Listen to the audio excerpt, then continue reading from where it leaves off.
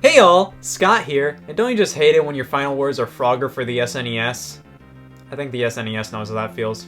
Your final breath is a beautiful thing, so you better not blurt out something fucking stupid like Harry Potter and the Chamber of Secrets for Game Boy Color. In terms of the last game released on a game console, you may think companies end their systems with a bang and a half, releasing a swan song for the ages. But instead, the last games released on a console are incredibly underwhelming, or just plain odd. So let's take a look at the last games released on game consoles. We'll mainly be looking at these in terms of North America, unless I say so. The Nintendo Entertainment System received a good amount of support from Nintendo even after the release of its successor, the Super Nintendo. A handful of these were in the forms of puzzle games released on both the NES, SNES, and sometimes the Game Boy, such as Tetris 2, Yoshi's Cookie, and the final official game released on the NES, Wario's Woods, released on December 1st, 1994. Wario's Woods is a puzzle game that is a piece of work. It's a pretty simple game when you get down to it, but I never figured out how to play it. The controls always confused me, and I'm sure I angered at least a good fourth of the population by saying that. Now that's in terms of the NES. Its Japanese equivalent, the Famicom's last game, was Adventure Island 4, released on June 24th, 1994.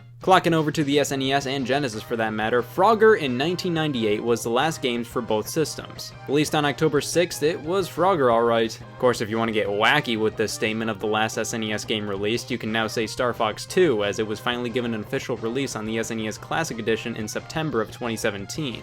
But it wasn't released on an official cart, so you can go either way with that statement, honestly. Now with the Super Famicom, this is a bit interesting. Metal Slater Glory Director's Cut is a visual novel made by HAL Laboratory and was released on November 29th, 2000.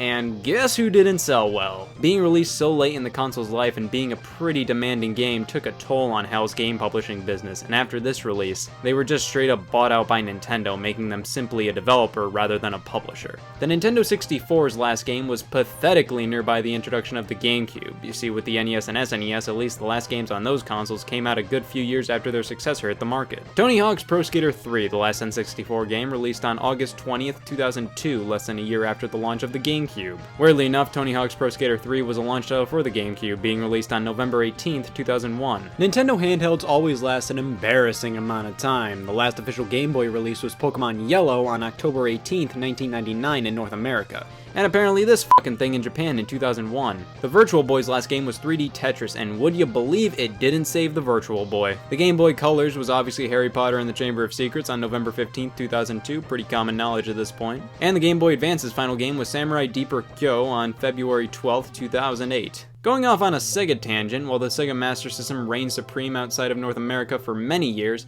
its last game here was the 8-bit version of Sonic the Hedgehog, released on October 25th, 1991. Outside of North America, however, the final game was Mickey's Ultimate Challenge in 98. The Saturn's was Magic Knight Rayearth on December 11th, 1998, and the Dreamcast was NHL 2K2 on February 14th, 2002, with the Japanese final release being Karos on March 8th, 2007. The old Game Gear's final release here in North America was The Lost World Jurassic Park in August of 97. Both the PlayStation and PlayStation 2 were lucky enough to get soccer games as their last releases, with FIFA Soccer 2005 released on October 12, 2004 for the PS1, and Pro Evolution Soccer 2014 released on November 8, 2013 for the PS2. Also, the original Xbox's last release was Madden 09 on August 12, 2008. How fun! It was just 1 year off from being worth a damn. Welcome to Atari Minute. Today we're bumbling past the last games that were released on Atari consoles. Klax on the 2600, 1990. Gremlins on the 5200, 1986. Sentinel on the 7800, 1991. Europe only. North American last game is hard to find. Want to hear a joke? The Gizmondo. This is an obscure console released on October 22nd, 2005 here in North America. It had a lot packed into it for a handheld at the time, a GPS, a camera, and an uproarious amount of ads. Yeah, there were two versions, one cheapo variant for a swift $230 that came caked with advertisements, and one with no ads for a reasonable $400. Also, the device had ties to the Swedish Mafia. With executives linked with such a ragtag group and a laughable lineup of games and price point, the Gizmondo flopped so hard here in North America that its launch titles double as its final titles. Now in Europe, the releases were much more spread out, but in North America, yeah, October 22nd, nothing really got past that date.